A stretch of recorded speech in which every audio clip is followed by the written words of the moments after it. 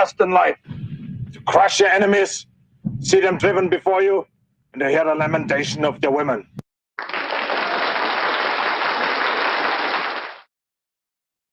Oh, that sweet, sweet lamentation of the women. We live for it. We live for it, don't we, boys? 100%. Welcome in, everyone. It's the Friday night live stream, Radio Baloney Live. I am your host, Richie Baloney. Hope everybody's had a good week. Well, there's lots of news, right? There's lots of news to go over tonight. Lots of crazy stuff. We got, what are we going to talk about? We're going to talk about, obviously, everything happening with RFK, suspending his campaign in 10 swing states. Well, suspending his campaign, taking his name off the ballot in 10 swing states, and endorsing Trump. Looks like he's going to be part of the Trump administration. It's huge news. This could be the thing that tips the whole thing. So we'll talk about that. We'll look at some polls.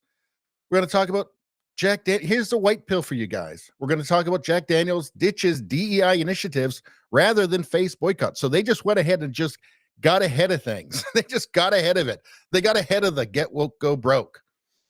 So that's a white pill for everybody. And they probably took a look at what happened to Bud Light, and they didn't like it. We're going to talk about the DNC, all the craziness of the DNC, all these dingbats, goofballs, and maroons. We'll take a quick peek. Of course, we're going to talk about Kamala. Of course. Oh, what happened there? Of course, we're going to talk about Kamala, and we're going to see people trying to justify their vote for her and not really knowing why they're doing it, but they just know that it's the good thing to do. They've been told to do it, and they know they're supposed to. Of course, there's lots and lots of election stuff, and there will be right up until the election, because, I mean, that's the big news. Trump. Of course, we're going to talk about Trump. Of course, we're going to go through our list of, again, crazy dingbats, goofballs, and maroons. Always lots of them. All the stuff I've curated over the week.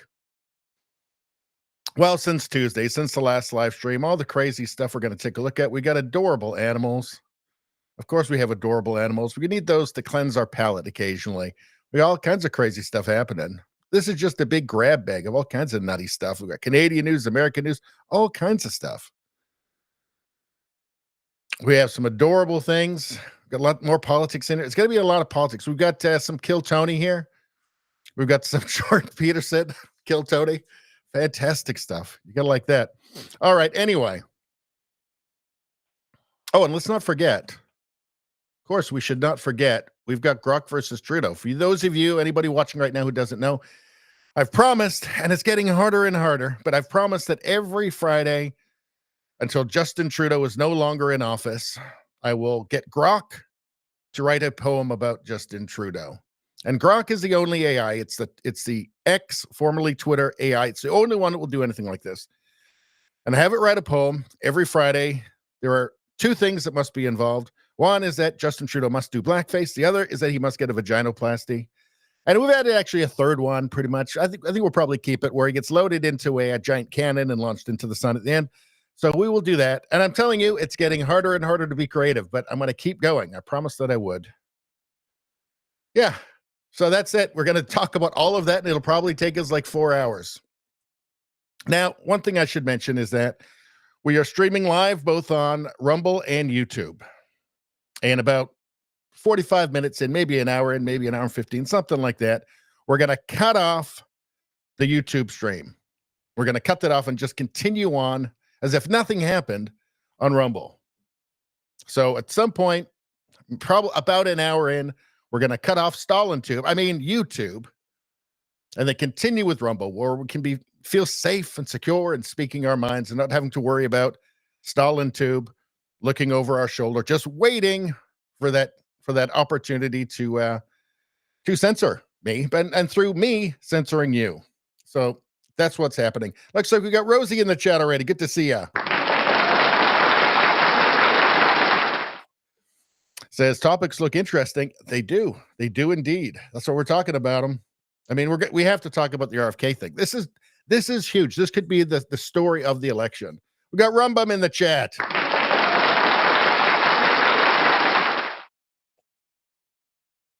Says, starting to see the tides turning with all the woke shit. We are indeed.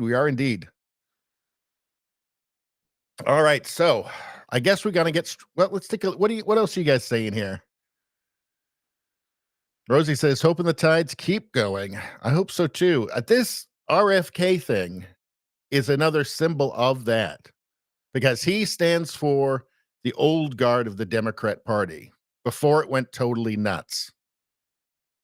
So, like the non-woke. And now I know he does actually have some woke ideas, but by and large, he's not a crazy commie, or at least he's not pretending to be a crazy commie. Whatever Kamala Harris is, whether she actually is a hardcore communist or she's just pretending to be, I don't know. But he's not that. And he's for free speech. He's against forever wars, all of that. This could be a part of that tide turning, bringing in old school liberals, your old burnout art teacher from the 80s. You know, maybe it's time for him to follow somebody like RFK and cross the line. Who knows? Rosie says Jordan Peterson and Kill Tony. Now that's what I call DEI. Kill Tony is good. I really like the Shane Gillis stuff. We've watched it on here, actually. I think I've got one in the X review part of Shane Gillis doing Trump, which is it's hilarious.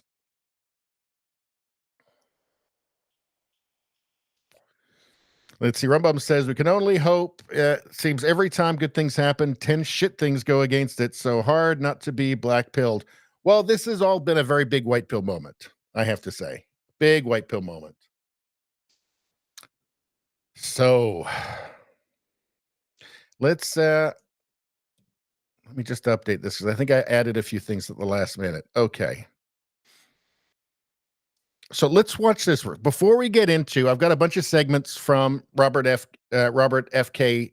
Jr.'s speech earlier, the one he did before he went to the Trump rally. So if you don't know that, he did the speech earlier. Said obviously he's dropping out, he's dropping out and of the race. He's going to stay on the ballot everywhere except for the 10 swing states, so that he's not going to help the Democrats win. He's hopefully going to help Trump win, and then he's going to hopefully be a part of the Trump administration, which it looks like that's what's going to happen. But he had his speech, then he went on stage later with Trump at a huge rally in Arizona. And I think this is interesting to hear before we get into it. Let's take a look. As you've probably heard by now, Robert F. Kennedy Jr. suspended his campaign. As a Kennedy supporter myself, I do want to give you a message whether you're a Democrat, Republican, or a Kennedy supporter. Democrats, you probably feel like this was the plan all along. Here's the thing though, Robert F. Kennedy Jr. was simply the victim and the perpetrator was the DNC. Kennedy and his VP, Nicole Shanahan, got in this race to win. Keep in mind, they are both former Democrats. Kennedy was literally in tears making this decision today. He did not make it lightly. And he did not say that he agrees with Trump on everything. He very clearly says there are many places that we completely disagree on, but that the DNC has prevented a free and fair election. So he was backed into a corner about this. So Trump is the only one that was willing to hear him out and talk about the chronic disease epidemic, our poisonous food and water and all of that. Trump is the only one that will listen to Kennedy and actually entertain a position in his cabinet. So because of the DNC's actions, his options were be a spoiler or join a team where he could make change as soon as 2025. I understand you're probably extremely angry right now, but I encourage you to go watch his full speech and to really take a look at what your party is doing. Now, Republicans, I know you think this is a huge win. It probably is more for you right now than anyone, but this does not mean all Kennedy supporters are MAGA. We can temporarily find unity if you guys are serious about making America healthy again. But Trump has a history of not following through on his promises. So you will need to help to make sure he keeps his word. And if you are in a deep blue or a deep red state, please consider voting for Kennedy so we can establish a true third party. And Kennedy supporters, my people, already getting emotional. This is what I want to say to you. This is not the end. We have made it through brainworms, bears, and now this. You do not have to be happy about this. You are allowed to feel all of your feelings right now. And this also doesn't mean you just have to hop onto the Trump train. Like I've always said, we should all be proud of our vote on November 5th. If you are in a swing state and cannot bring yourself to vote for Trump, it is okay. If you are not in a swing state, I hope you make history. This movement is just getting started, and really, we have 73 days until the election. Anything can happen. Just hang in there. My message to all Americans, it's time for change. We might not be able to do it with this presidential election, but there are so many more elections that we can kick some ass. It's time we took our power back, and we're going to have to lean on each other to do that. One of the reasons Kennedy got into this race was to unify the country. So it's time for us to do that. And so we can make some real change. I just want to thank everyone for your support, especially as I navigate the future now on what I'm going to do, what kind of content I'm going to put out. Okay, so I thought that was very interesting. It looks like we got Jamis Eves in the chat. Good to see you. We got Xerxes in the chat. Good to see you. Xerxes says she's irritating. I think what she's saying, though, is very interesting. And it makes me think, I often say on here, that it's really like sane against crazy now. Right? It's not even a left-right dynamic anymore. It's sane against crazy. And the idea is to migrate as many people over to the sane part, the sane party as possible. And I wonder, I wonder how many people share her views. Now let's take a look at some polling. I mean, what I'm hearing is that Kennedy, generally most people agree somewhere around 5%. Let's take a look in here from Real Clear Polling. So let's see. Here's one with Kennedy, New Mexico, Kennedy 3. Here's some national polls, Kennedy 4, Kennedy 5. Here's one from Harris X, national multi-candidate. Kennedy is 9 in that one. Another one here, Texas, Kennedy 2. Kennedy 3 in this one. So those are older polls. Let's take a look here. Here's from 538. Kennedy 3% there. Kennedy 3%. Here, Kennedy 5%. So the consensus seems to be that he's somewhere around 5%. Although it looks from these polls, maybe a lot more like 4%. You're going to average them out. But keep in mind, the polling seems to be erring on the side of whoever the Democrat candidate is since 2016. By at least, I think it was like at least 3 points last time, and it was more than that against Hillary. So you're not going to get everybody who was going to vote for RFK Jr. over to Trump. But what if you get 70%, 75%? What if there's enough reasonable people? Because you got to keep in mind, like, he's going to be part of the administration in an important role. It sounds like maybe Health and Human Services, something like that. Maybe possibly even taking over the CIA, which would be completely insane. He's going to declassify everything immediately, especially when it comes to the assassination of his father and his uncle. But what I wonder is, how many people that were going to vote for, that wanted to vote for RFK, but thought, well, if I vote for him, well, that means Trump will win, so I'll vote for Kamala. But then with RFK Jr. being part of the Trump administration, playing an important role, will that sway people over? Because then you can actually get something done. And then you have a party which actually looks a lot more like, when they talk about democracy, what it's supposed to look like. I know that the States is a constitutional republic, but, just the shorthand we use. It actually looks a lot more like that, doesn't it? Because you've got the only guy in the race, between Trump and Harris. Trump's the only one that anybody voted for. When people had an opportunity to vote for Kamala Harris, in 2020, they didn't. Nobody did. She had 3%. Got no delegates. So you've got a guy who people actually voted for, people actually selected, And then you've got another guy who was totally screwed by the Democrats. Totally screwed by the Democrats. They fought him. They've taken him to court on to get him off the ballot in every state. Who doesn't agree with Trump on everything? Who is different politically, but they agree on some of the major things, and we'll get into that.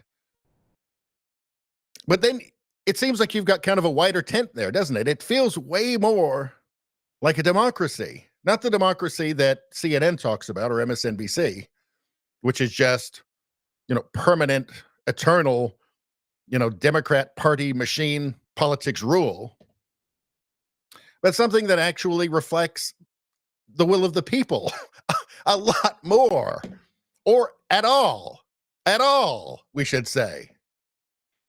So I thought it was interesting what she had to say there.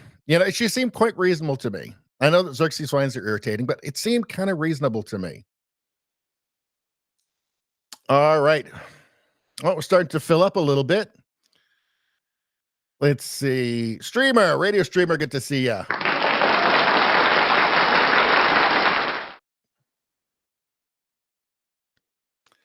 What are you guys saying? What are you guys saying about this? Let's take a quick peek.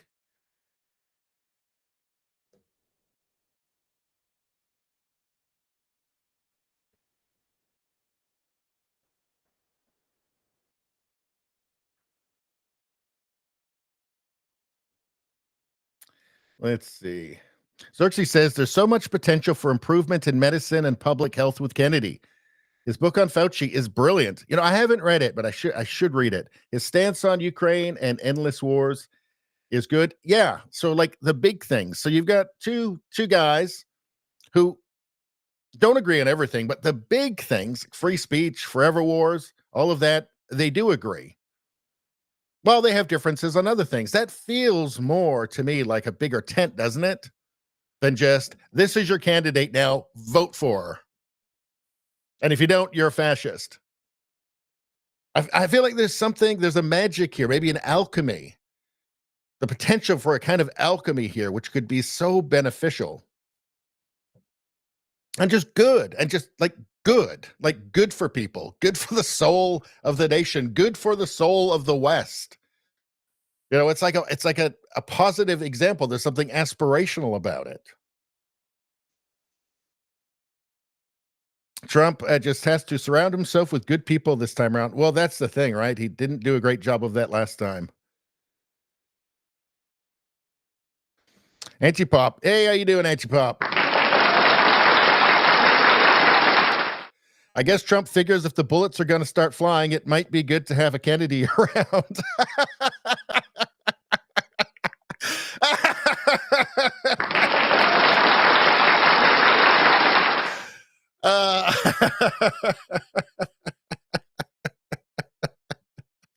That's why I love the chat. Xerxes says, yes, feels like democracy. Yeah. Like at least a facsimile of it, for God's sakes. It's not just, here's your candidate now. You've got no say. Now just drool and clap.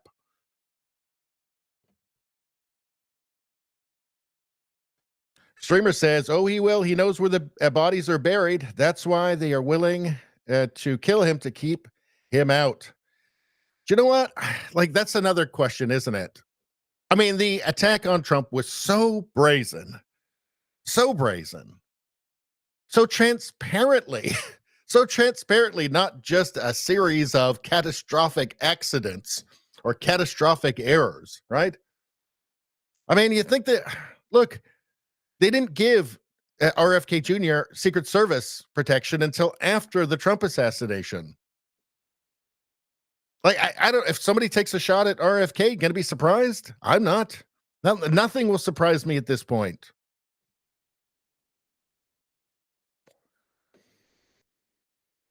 All right. This is a good time to mention, if you're not subscribed to the channel, subscribe to the channel right now. In the chat, you may have noticed they're talking about karma, good karma. Why would they be talking about that in this political show? I will tell you why.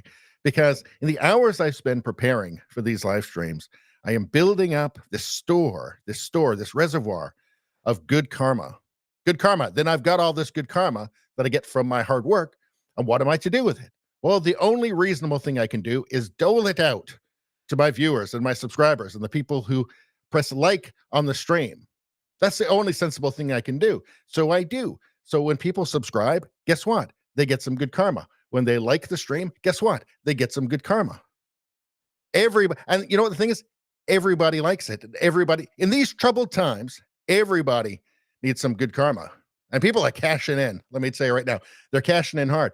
They're putting in testimonials in the chat to tell me the good things. One guy, he hadn't had a bowel movement in a week. Presses the like. Guess what? Guess what happened the next morning? You know what happened.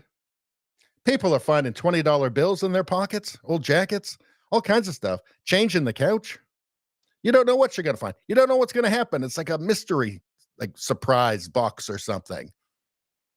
Something like that. So anyway, the great part about it is all you need to do to get this karma is just simply like the stream and subscribe to the channel. Or if you're already subscribed, just like, and then you still get some. So there we are. I mean, hey, in the chat, they'll tell you all about it. Believe me. I'm not saying your life's going to go to hell if you don't. I'm just saying it ain't going to help. And why take that chance? Good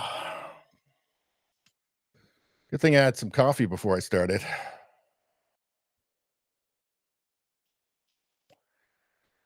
Let's see.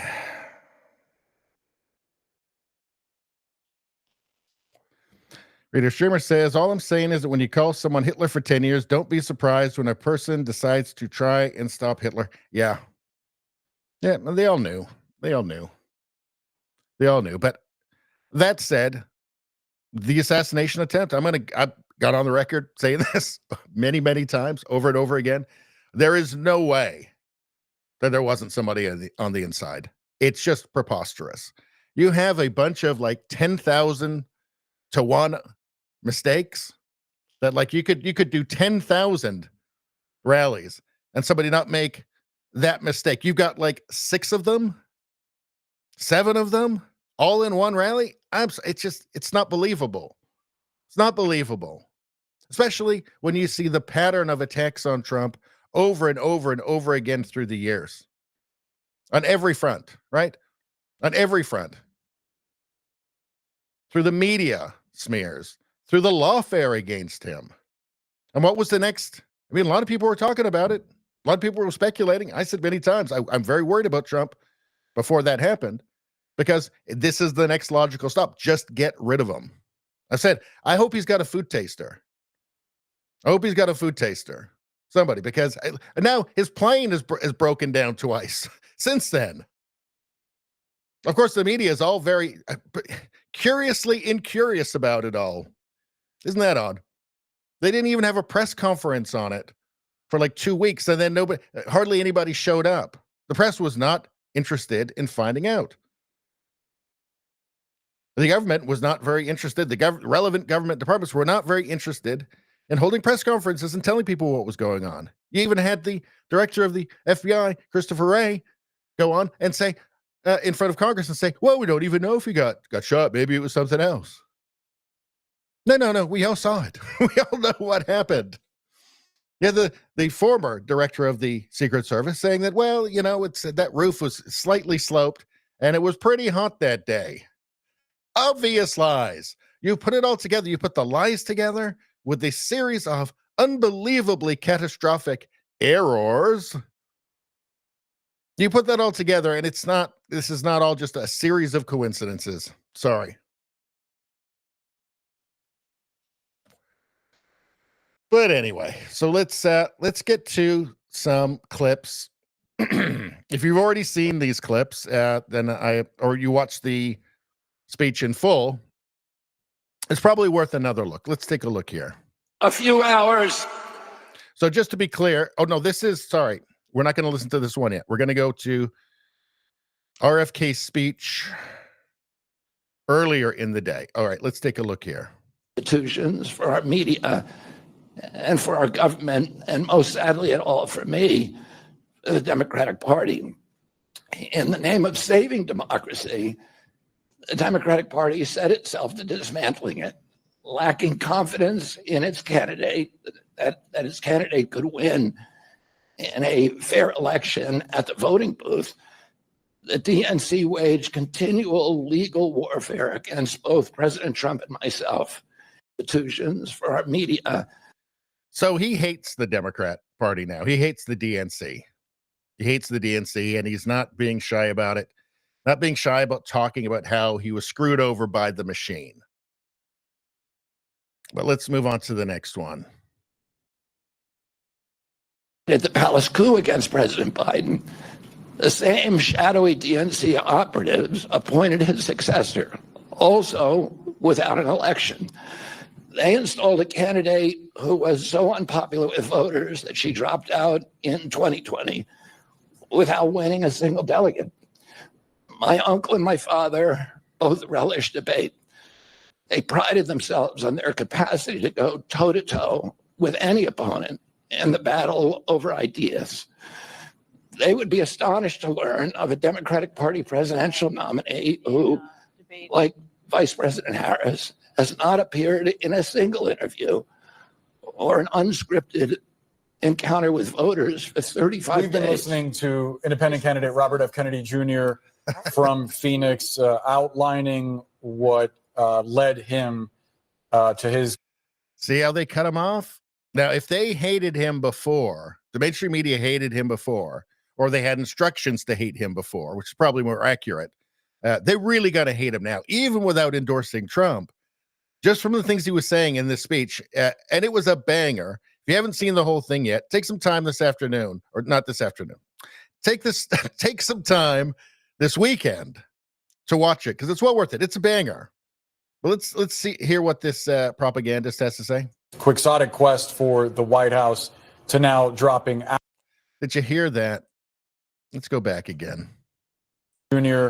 from Phoenix outlining what led him to his quixotic quest for the White House to now dropping out and relinquishing the title of Democrat. He had a series of complaints about the party. We're, of course, going to continue watching his remarks. There's a back and forth over whether he's going to endorse former President Donald Trump. We're going to break that down on the other side of a quick break. Stay with CNN.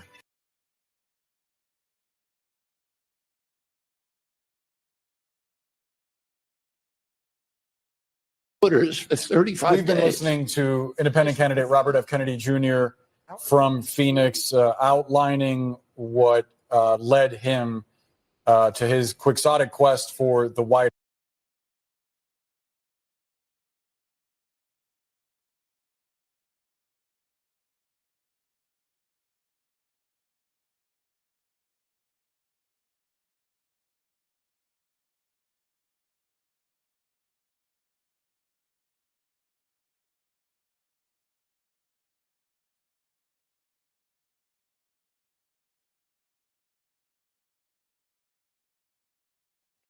God damn it.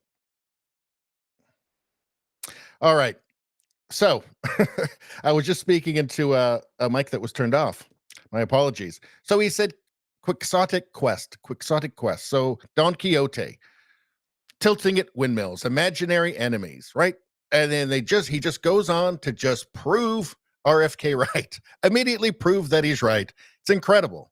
It's absolutely incredible. I mean, he got his instructions before this started. If they didn't, they hated him before.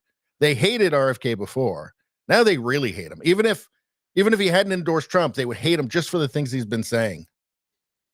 All right, we got a testimonial here. Testimonial from Rumbum. I hit the like button and then got laid after the stream, of course. Coincidence? I think not. I think not either. So, just saying, you've been running into a bit of a dry patch.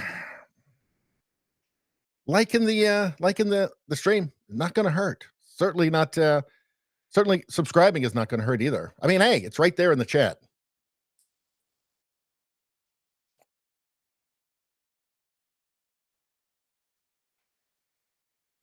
Let's see. Streamer says, started to worry you got raided in your studio. Occasionally, I'll press the mute button so that I can cough and then forget because I'm stupid and my brain doesn't work.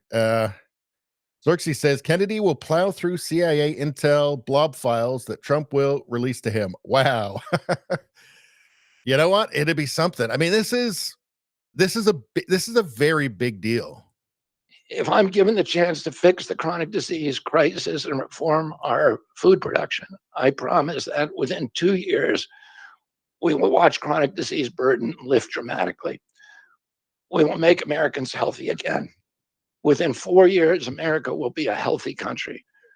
We will be stronger, more resilient, more optimistic, and happier. I won't fail in doing this. Ultimately, the future, however it happens, is in God's hands and in the hands of the American voters and those of President Trump. If President Trump is elected and honors his word, the vast burden of chronic disease that now demoralizes and bankrupts the country will disappear. This is a spiritual journey for me. I reached my decision through deep prayer, through hard-nosed logic, and I asked myself, what choices must I make to maximize my chances to save America's children and restore national health? I felt that if I refused this opportunity, I would not be able to look myself in the mirror, knowing that I could have saved lives of countless children. Doesn't this sound better than if you don't send all your money to Ukraine, you're a Nazi? Doesn't this sound better? I gotta feel like this is going to appeal to some people. And reverse this country's chronic disease epidemic. I'm 70 years old. I may have a decade to be effective.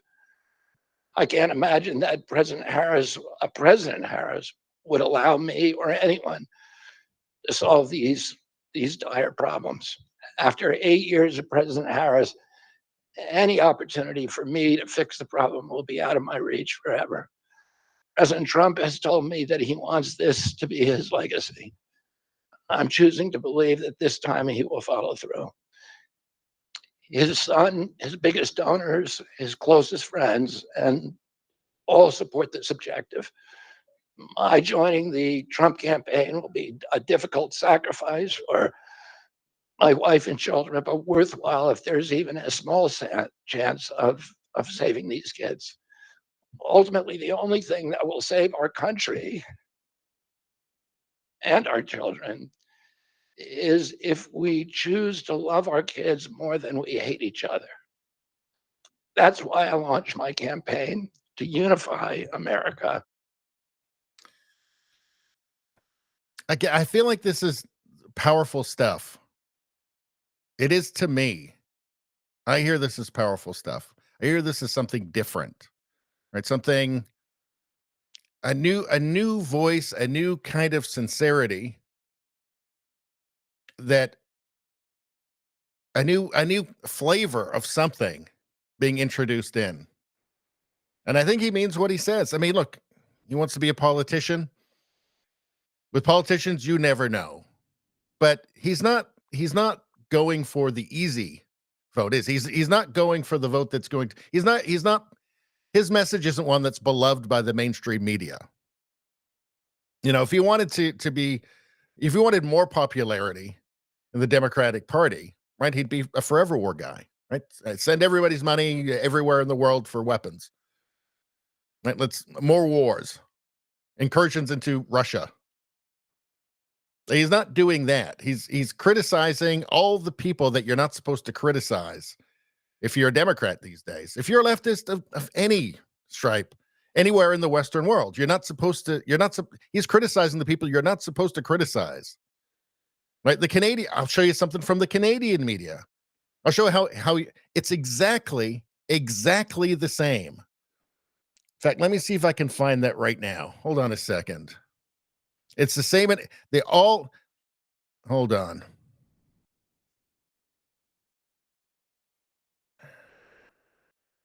Maybe it's in this one. Hold on. Let me see if I can find it for you. I put something aside to show you how the media is exactly the same. It's the same game through the entire Western world right now. Let's see. Where have I got it? I really need to organize myself a little bit better, don't I? I think this is not it. That's CNN cutting him off. It's not that one. Hold on, you guys. Be patient with me here. You know what? I think it's actually just in this one. Hold on. Here we go. So here's Canadian TV, right? It's like they're all the same. It's like what goes into their teleprompters or what gets whispered into their earpieces is coming from the same person. It's shocking. It's so dystopian. It's crazy. Let's watch this. So this is CTV in Canada. Expression, and that's the very right upon which all of our other constitutional rights rest. President Biden mocked Vladimir Putin's 88% landslide in the Russian elections, observing that Putin and his party... I'm going to jump in here. This is Robert F. Kennedy Jr. He was a so-called third-party candidate. I'm jumping in because he's espousing conspiracy theories about why Joe Biden left the race and Kamala Harris, and then this is a sort of standard operating procedure for Kennedy. It's one of the reasons why his... Did you hear that? Conspiracy theories, standard operating procedure for Kennedy, espousing conspiracy theories. This is Canadian news. This could be CNN. This could be MSNBC. And I guarantee you the same stuff's happening on the BBC in the UK. It's this coordinated effort across the West. It's fascinating to see and terrifying and incredibly frustrating. It's the same shit everywhere. But anyway, let's get back to this. Let's get back to the original one here. Okay, which ones have we seen?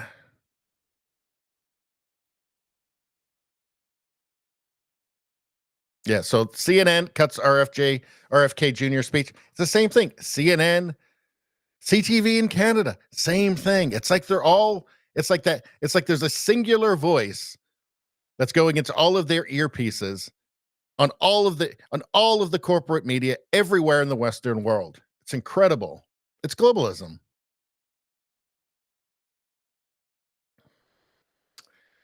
Let's see what's going on. Radio Streamer says, I like this guy, even if I don't agree on everything. And again, that's kind of the point, right? Like, you're supposed to be able to, like, I think that's why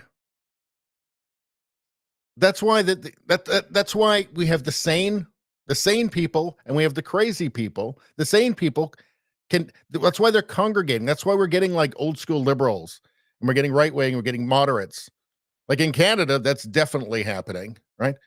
Because we're all sane and we can actually get along with people without having to agree on every single thing that they say, every single thing they believe. We don't have to be in lockstep on everything to get along. That's healthy, right? That's good. That's what healthy people do. That's what psychologically healthy people do. Crazy people, ideologues, fanatics, they do the opposite. You have to agree with every single thing or it's a hysterical fit coming. That's why I think this could be really powerful. You know, it's almost like he's coming on as a vice president and he's not, but it's somehow this is transcending transcending the politics somehow. Transcending typical electoral politics somehow, because it is inspiring in having somebody who says, I don't agree with everything. I don't agree with everything that Trump says, but here's the really important things that I do agree with. And those are the most important things. So, we'll work it out. Again, doesn't that feel healthy? Doesn't that feel healthy? Doesn't that feel healthier than, the Kamala Harris campaign saying, hey, nobody voted for Kamala. It doesn't matter. Just vote for her. You've been told who to vote for. Just vote for her now. And by the way, anybody who doesn't is a Nazi. Which seems inherently unhealthy to me. Xerxes says the speech is absolutely amazing. Yeah, it's a powerhouse. Got Hank Quinn in the chat. Good to see you.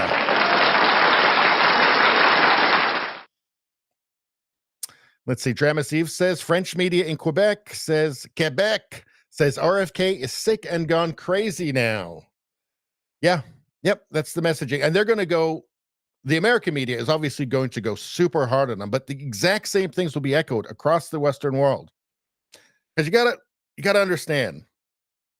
Yeah, it's a big reason I started this channel in the first place in Canada, because I was so sick and frustrated and angry at seeing the way that conservative politics, the way Trump was covered in Canadian media, because I knew that affected Canadian politics as well. It affected the way that Canadians saw conservative politics in Canada. And that's really the point. It's this unified front across the Western world to try and demoralize anybody who has we call them conservative. How about just sane views, moderate, sane views?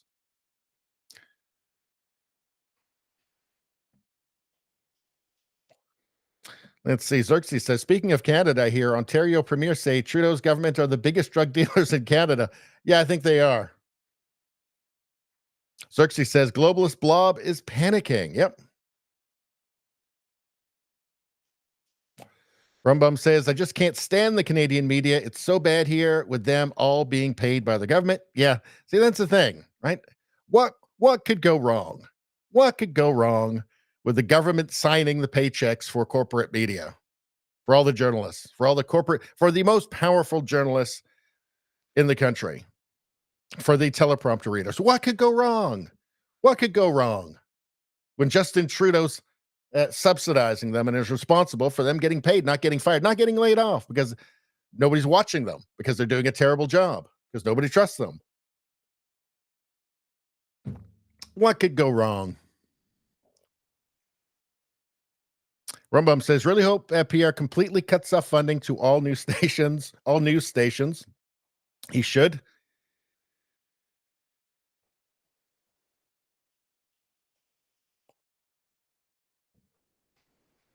Reader Streamer says, we have more in common as a nation than they ever want to allow. Fear porn for racial, economical, climate, and every ism you can conceive of, all to create division. That's the plan. That's the plan.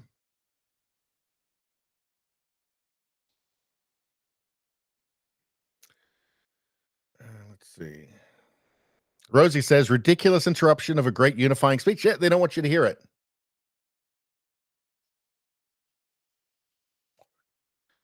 Anyway, let's continue here.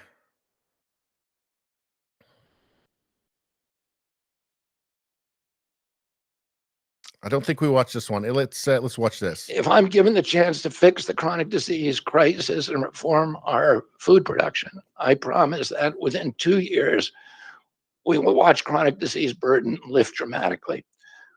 We will make Americans healthy again. Within 4 years, America will be a healthy country. We will be stronger, more resilient, more optimistic, and happier. I won't fail in doing this. Ultimately, the future, however it happens, is in God's hands and in the hands of the American voters and those of President Trump. If President Trump is elected and honors his word, the vast burden of chronic disease that now demoralizes and bankrupts the country will disappear. This is a spiritual journey for me.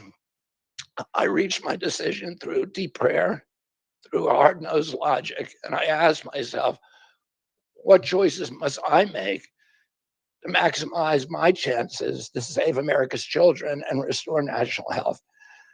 I felt that if I refused this opportunity, I would not be able to look myself in the mirror, knowing that I could have saved lives of countless children and reversed this country's chronic disease epidemic. I'm 70 years old. I may have a decade to be effective. I can't imagine that President Harris would allow me or anyone to solve these dire problems. After 8 years of President Harris, any opportunity for me to fix the problem will be out of my reach forever. President Trump has told me that he wants this to be his legacy. I'm choosing to believe that this time he will follow through. His son, his biggest donors, his closest friends, and all support this objective. My joining the Trump campaign will be a difficult sacrifice for my wife and children, but worthwhile if there's even a small chance of saving these kids. Ultimately, the only thing that will save our country and our children is if we choose to love our kids more than we hate each other. Yeah, so we did see that clip earlier, and I've watched these clips so many times now that I forget, right? Which ones. But you know, Kamala refuses to talk to him about this or anything else. Refuses. Obviously.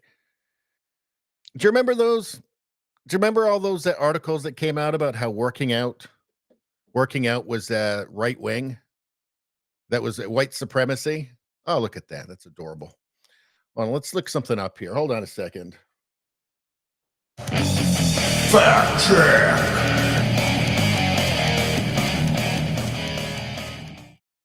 Okay, working out is white supremacy.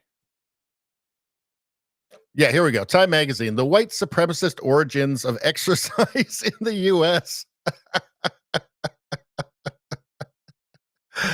What absolute twaddle.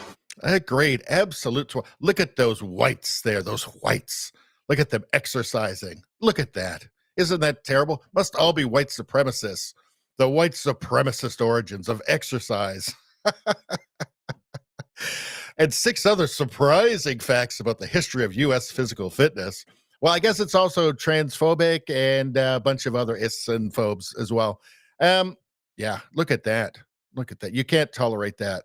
Bunch of whites exercising. Must be. They're all congregated together too. They must be white supremacists. It's the only explanation. But RFK is saying, you know, Kamala doesn't want to talk to him, but obviously about any of this stuff, refuses to talk to him. Why? Like, okay, so you had a whole rash of articles like this one, like this white supremacist origins of exercise, right? They don't want you working out. They don't want you to be healthier. They don't want you to have healthier food. They don't want your kids to be healthy. Why? Do you think it makes it more likely to vote for socialism, for communism, for a nanny state? If you're weak, if you're low energy, if you're hopped up on estrogen, if you're a man? Do you think it's more likely or less likely you're going to vote for somebody like Kamala Harris? Do you think it's more likely or less likely that you're going to be walked down that primrose path to authoritarianism if you're weak and out of shape and low testosterone and mentally weak and all the things that come along with obesity? You know, I mean, there's exceptions. I mean, Winston Churchill, sure, right? But generally speaking, you're going to be weaker. You're going to be mentally weaker. You're going to have less energy. You're going to be less self-sufficient. So it seems to me there's an obvious motivation, an obvious perverse incentive to want people to be weak, to feed them terrible food, to tell them to eat terrible food, to tell them, in fact, it's a virtue to be unhealthy, to be sick, to be less self-reliant, to have less energy, to be less clear-headed, to want to live in the nanny state, to want to have, you know, the strong mother figure telling you everything's okay, to want to be dependent on the government. You know, it is a big problem. It is a big problem. And that, again, I don't think it's even up for debate. Obviously, there are forces that want you to be weak, right?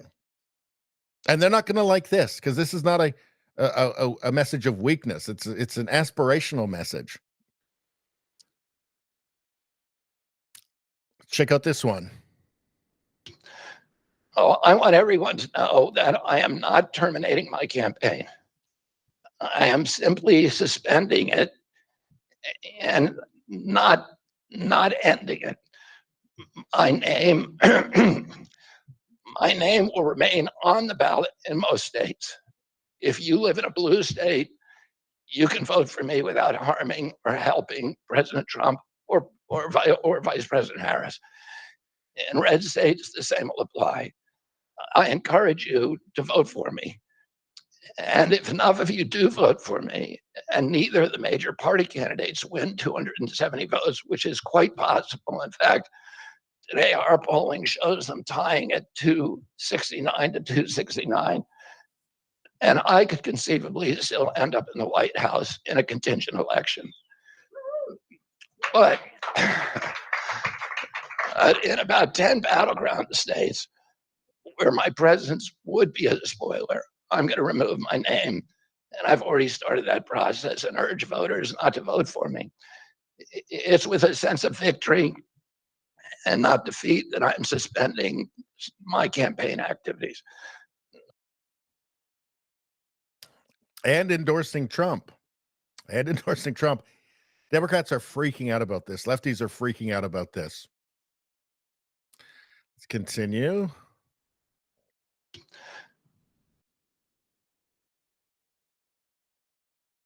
Okay, let's check this one out. Institutions, for our media, and for our government, and most sadly at all for me, the Democratic Party. In the name of saving democracy, the Democratic Party set itself to dismantling it, lacking confidence in its candidate, that its candidate could win in a fair election at the voting booth. The DNC waged continual legal warfare against both President Trump and myself. Institutions, for our media. Yeah, like in every state that he's on the ballot, they've been fighting him. And of course, they totally locked him out of the primary, obviously.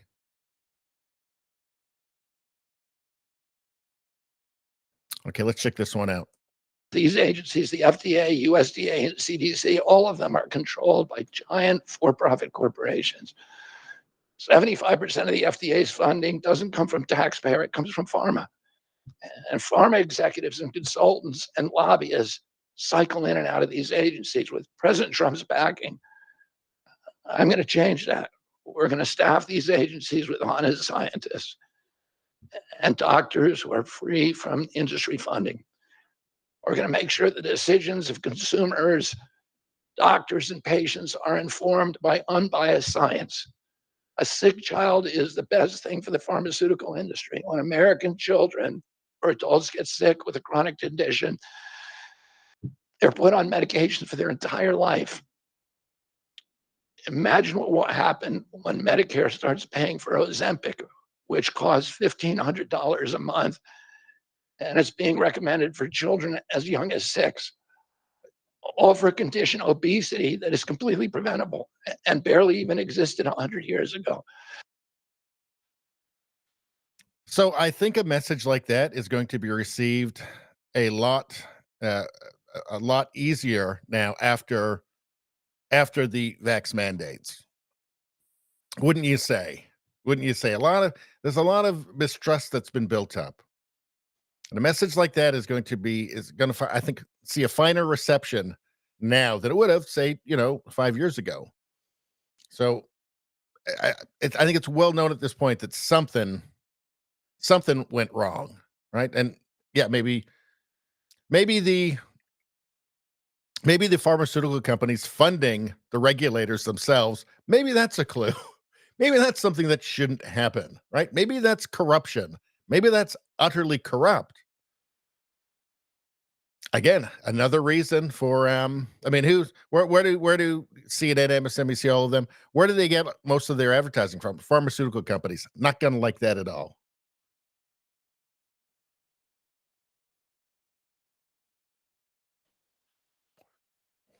All right, here's another one. Let's check this one out. Talks about seed oils here. I saw that in the chat earlier. Are we allowing this to happen to our children? These are the most precious assets that we have in this country. How can we let this happen to them? About 18% of American teens now have fatty liver disease. That's like 1 out of every 5. That disease, when I was a kid, only affected late-stage alcoholics who were elderly. Cancer rates are skyrocketing in the young and the old. Young adult cancers are up 79%. 1 in 4 American women is on antidepressant medication. 40% of teens have a mental health diagnosis.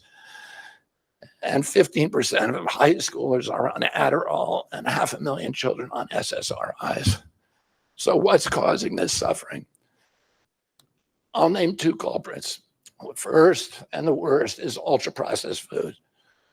About 70% of American children's diet is ultra-processed. That means industrial manufactured in a factory.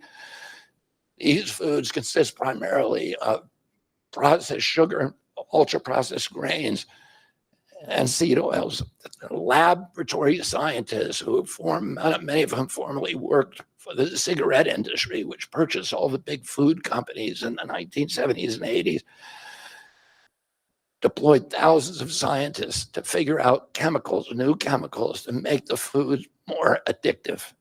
And these ingredients didn't exist 100 years ago. Humans aren't biologically adapted to eat them. Hundreds of these chemicals are now banned in Europe, but ubiquitous in American processed foods. The second culprit is toxic chemicals in our food, our medicine, and our environment.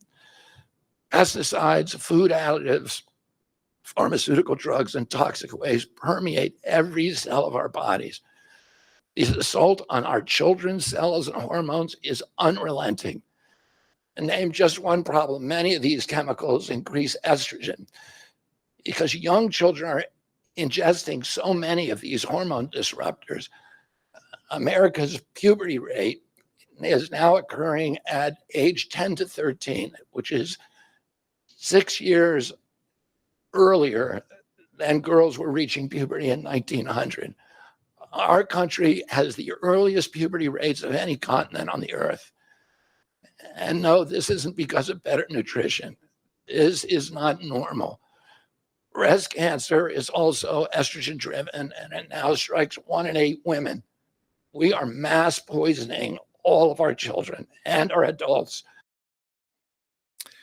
So, my feelings have been, at least the last 10 years, is that you should have the least regulation possible, but it should be honest and it should be effective. Right now, it's the opposite of that, right? It's a massive bureaucracy that's in the pocket of the corporations with a revolving door of jobs between the two. So, and then of course, massive lobbying, right? What he's talking about is kind of common sense stuff, right? Should happen in an honest, environment, with honest regulators. These things should be dealt with. When you have physiological changes like puberty happening years earlier than it did, 50 years ago or 100 years ago, it kind of tells you that there's maybe like a public health issue going on. So if they exist for anything, the regulators exist for anything, it should be for that. I'm not like an anarcho-capitalist that it should just be nothing. No regulations, right? No, we do need some. I'm pragmatic. Like, I'm a pragmatist, right? But if the bureaucracies exist for anything, it should be to deal with things like that. Childhood obesity. There's no excuse for that. It should be to prevent harm, right? What's the point of it otherwise? Let's see. What are you guys saying in the chat here? Hey, we got JJ Nevada. Good to see you.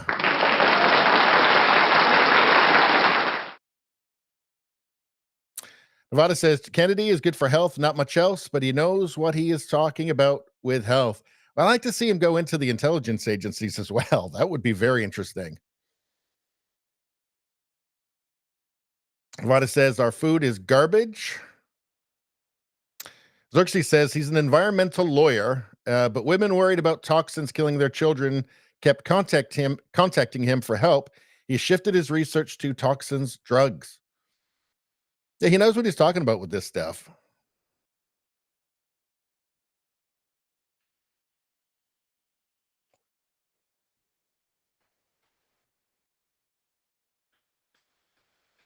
Let's see.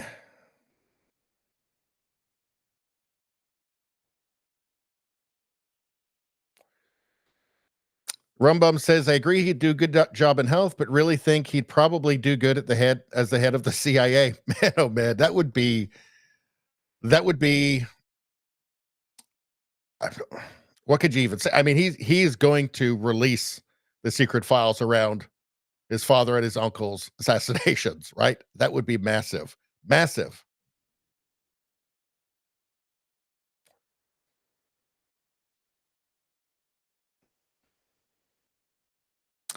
Nawada says, keep people sick so you can treat them forever. That's apparently what the pharmaceutical companies are doing. Rosie says, the GMO plants, almost all corn is mostly undigestible, is what I read. Streamer says, oh man, the head of the CIA, he would be ripping pillars down to find those files. They would destroy him first. Yeah. I mean, that's not a crazy statement to make anymore, right? After what we've seen recently, I don't think so. Let's see, what else we got here? All right, so of course, the corporate media is going to be attacking him. Let's hear what they have to say. I thought everything he said there was pretty reasonable. Yeah, I was watching that, and Donald Trump last week stood and said in front of a bunch of groceries and said, I haven't seen any Cheerios in a long time. I had Cheerios for breakfast. This was cuckoo for Cocoa Puffs. And trying to get any logic out of that is good luck with that. Because it's, one, you can't understand what he says. Two, if you can't understand what he says. And reminded of a line in Mel Brooks's Blazing Saddles when somebody gets up and gives. Well, that sounded remarkably ableist to me, making fun of his voice. Wow, I thought they were the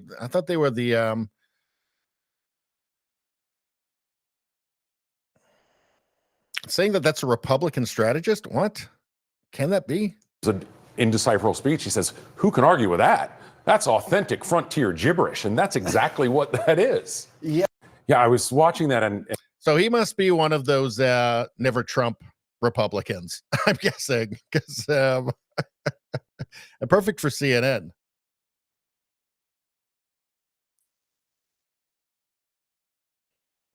Okay, here, let's hear Trump talking about it. We just had a very nice endorsement from RFK Jr., Bobby. And I'll be talking about that. We're heading out right after this. We're going to be going to Arizona. We'll be talking about that and a lot of other things too. But I just want to thank everybody. And well, he joins Trump on stage in Arizona. And let's get to that. Let's see. Hold on a second. It's definitely in here somewhere. Here we go. Here's him walking out to the Trump crowd.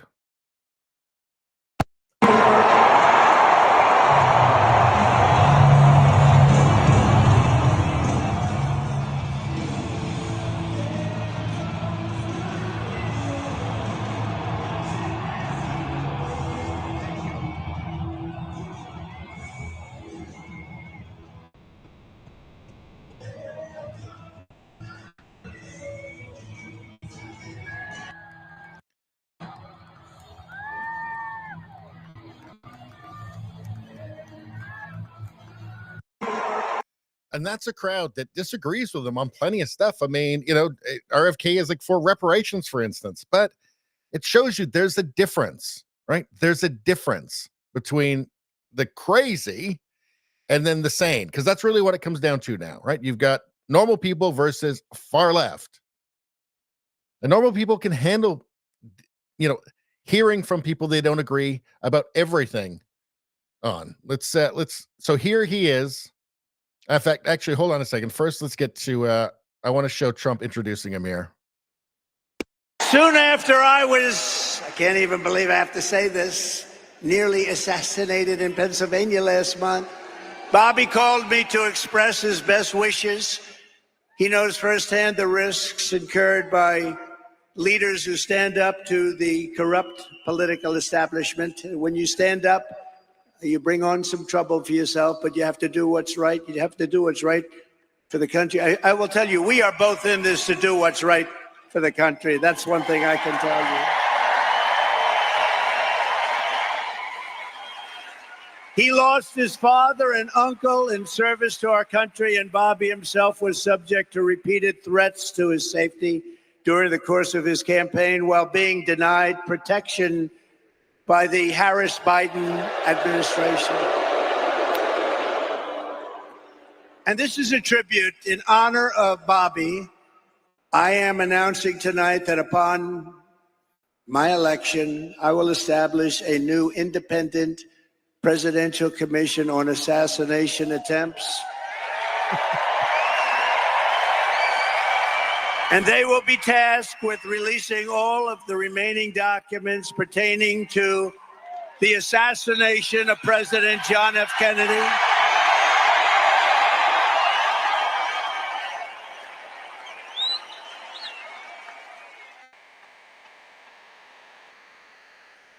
And they will also conduct a rigorous review of the attack last month. So, yeah, I mean, that's not head of the CIA, right? But that's something. That's something that's going to piss off the intelligence agencies. No wonder they didn't want to give him a Secret Service guard, right? A Secret Service detail. No wonder. So that's something, right? I mean, this is crazy. I'm loving it. Absolutely loving it 100%. I think a lot of people are going to love this. I think that this is powerful. There's something about this that's transcending anything that we've seen over the last couple of elections at least, right? There's an element that wasn't even there in 2016 with Trump. There's something about this. There's an alchemy to this. These two men working together. It almost feels like he's coming on as vice president, as a vice presidential candidate, doesn't it? It's very interesting. I think he's going to play an important role, a very important role. And of course, again, he's got, I think it's mostly agreed he's about 5% RFK, 5% in the polls. 4% follow him, 3.5% follow him to Trump. I mean, that means something. That's a big deal, especially when we know the polls are skewed towards Democrats right now that have Harris and Trump, more or less even within the margin of error in the aggregate, right? And that's a big deal, especially in the swing states.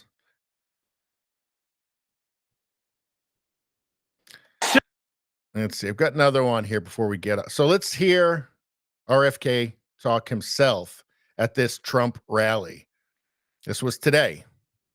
A few hours after the assassination attempt at Butler, I got a call from a safe food advocate named Kelly Means, who's been fighting for many years to try to end the corruption at CDC and FDA and USDA.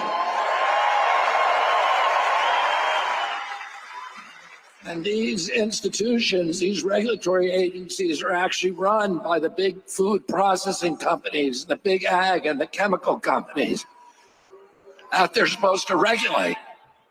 And he said to me that he'd been advising me for many years on my campaign. And he told me that night that he was also advising President Trump. And he asked if I would talk to President Trump. And I said, of course. And about a few minutes later, I got a call from the president. And we talked. We had a very good talk. And then he invited me to come see him the next day. And I went to Minneapolis and saw him. We met again a couple of weeks later in Florida. And we talked not about the things that separate us because we don't agree on everything, but on the values and the issues that bind us together. And one of the issues that he talked about was having safe food and ending the chronic disease epidemic.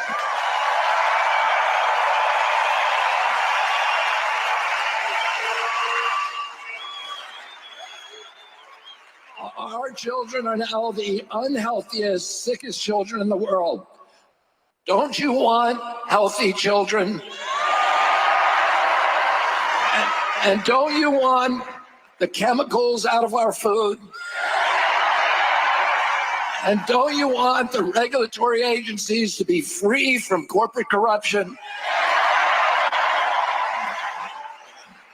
And that's what President Trump told me that he wanted. He also told me that he wanted to end the grip of the neocons on U.S. foreign policy.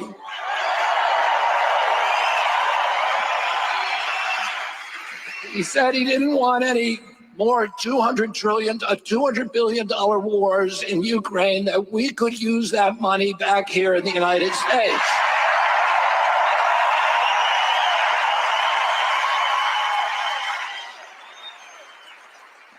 And the safest, the best way to build a safe America is to rebuild our industrial base and rebuild the middle class in this country.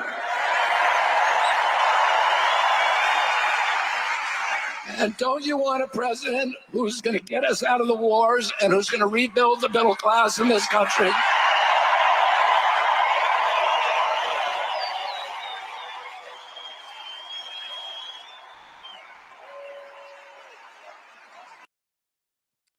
So, no forever wars, healthy people, healthy children, most importantly. Rebuild the middle class. Now, the rebuild the middle class is one that every politician says, right?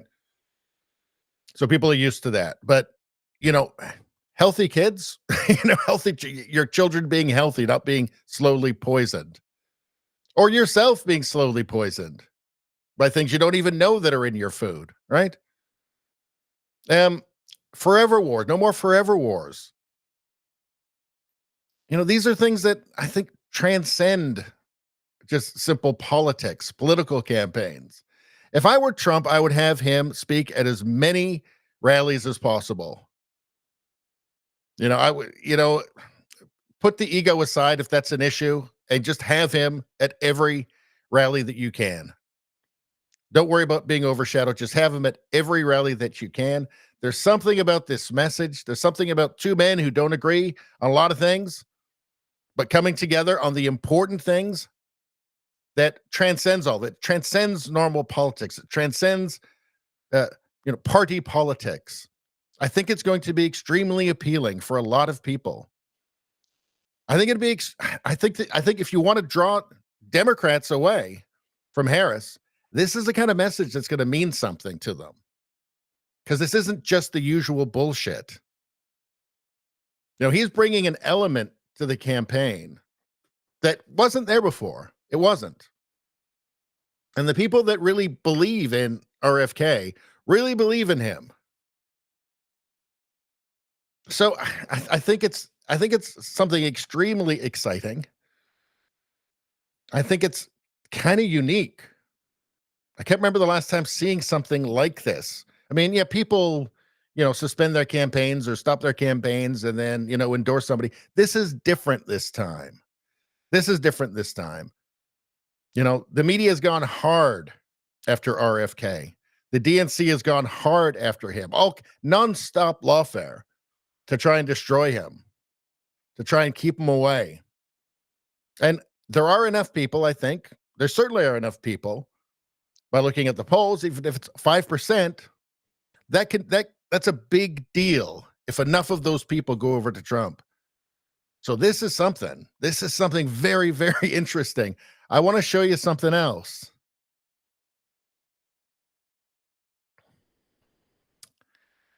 Where is it?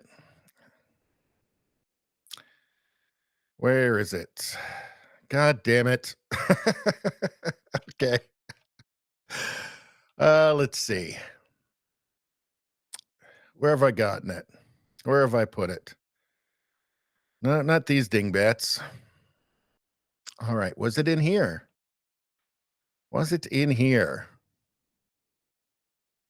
It's a CNN clip, which I think you'll find very interesting. Maybe it's over here. Hold on. Let's go back. The problem is there's so many clips and things I want to show you that it's hard to keep them all organized. Here we go. This is very interesting. This is from CNN of all places. Let's take a peek. Today, RFK Jr. had suspended his campaign, endorsing Trump. Kennedy telling reporters that Trump had asked him to, quote, enlist him in his administration. Now, the latest swing state polls show Kennedy with 5 or 6% of the vote. And so when you think about it overall, you may say, well, that's not a big deal. Actually, if that is the case in swing states, it is huge. It is everything. It is more than the margin between Harris and Trump in some of those same states. Today, RFK Jr. had suspended his campaign. Expect total hysterics and just a massive flood of propaganda to come out immediately.